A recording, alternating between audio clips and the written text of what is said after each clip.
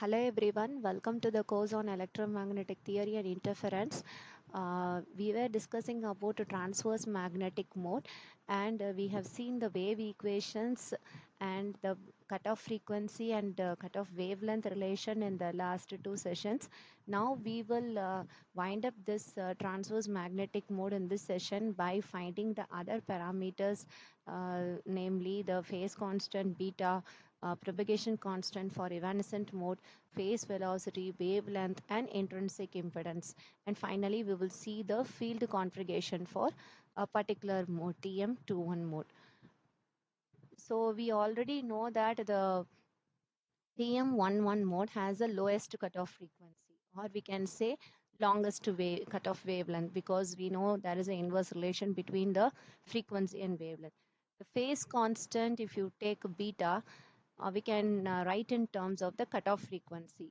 So generally we know beta is equal to omega root of mu epsilon, and this value is nothing but beta dash, that is the phase constant of uniform plane wave. Okay, and this is multiplied by the factor 1 minus fc by f the whole square.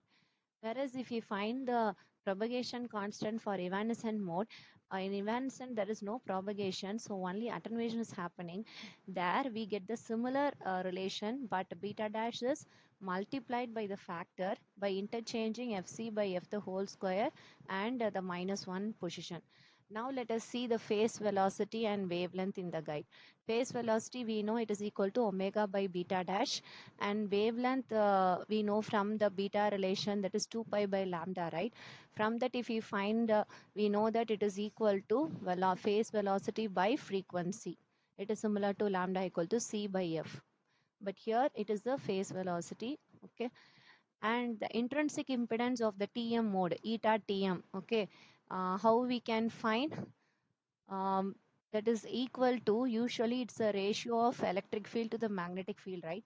So we have the electric field component along the x and y direction, similarly magnetic field component along the x and y direction. So we are taking electric field in one direction and the magnetic field in, that is mutually perpendicular to that. So ex by hy I can take.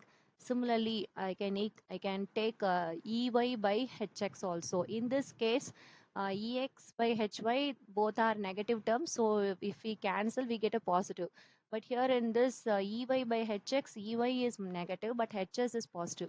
We get a negative, but intrinsic impedance can't be negative. So to compensate for that, we are including a negative sign in the formula itself. So if you substitute any of these values, we get, if you see ex by hy, what we get, a negative negative get cancelled, head square.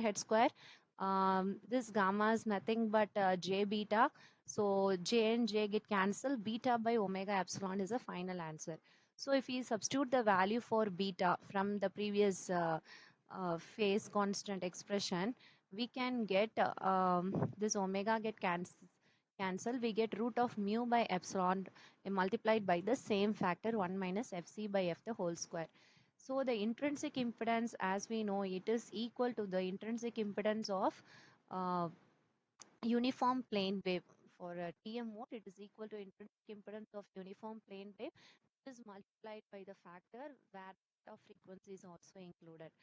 So the primed quantities are the one where the wave characteristics are unbounded by the waveguide, whereas unprimed quantities, okay, they are the wave characteristics of the medium bounded by the waveguide.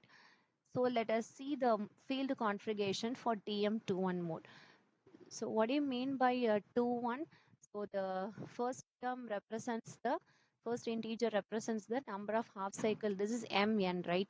M represent number of half cycle variation along the x-axis. As you can see, there are two half cycle variation, but along the y-axis there is only one half cycle variation. This is the end view of the rectangular waveguide, where we can see the magnetic field is circulating in nature.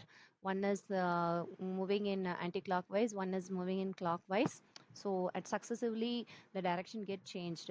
Okay, and for one set of electric field, it is flowing from inwards to outward. For other set, it is flowing from outwards to inwards. So if Hope you understood how we derived the transverse magnetic mode field equations and its corresponding parameters. So we will continue about the transverse electric mode in the next session. Thank you everyone for watching. Happy learning.